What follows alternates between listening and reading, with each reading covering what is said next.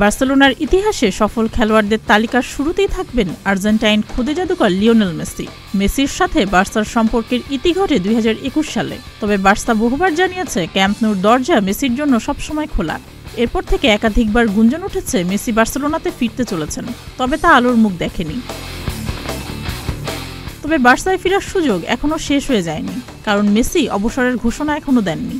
2025 সালেই মেসির সঙ্গে ইন্টার মায়ামির চুক্তি শেষ হয়ে যাবে, যদিও ইউরোপীয় সংবাদ মাধ্যমের খবর অনুযায়ী নতুন চুক্তিতে সই করবেন তিনি।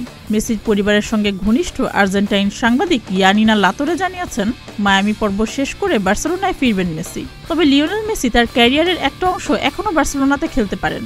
কিভাবে? সেটি হলো ইন্টার মায়ামির সঙ্গে নতুন চুক্তি করে। ইউরোপ আমেরিকার সংবাদ মাধ্যমের খবর অনুযায়ী মেসির চুক্তিতে থাকবে বিশেষ এক শর্ত। মৌসুম শেষ হয়ে গেলে মেসি লোনে খেলতে পারবেন ইউরোপের যে কোনো ক্লাবে।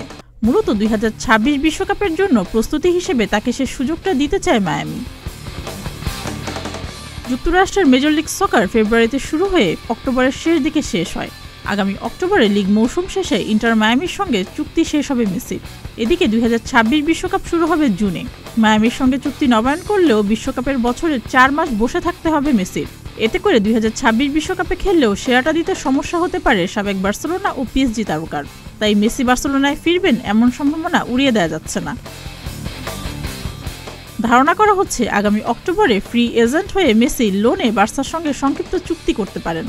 2026 সালের ফেব্রুয়ারিতে পুনরায় চুক্তি করতে পারেন ডেভিড বেকহামের ক্লাব ইন্টার মায়ামিতে, যদিও বিষয়টি বলার মতো এতটা সহজ নয়। ইন্টার মায়ামির সঙ্গে 2023 সালে চুক্তি করার আগেই মেসির বার্সেলোনাতে ফেরার গুঞ্জন উঠেছিল।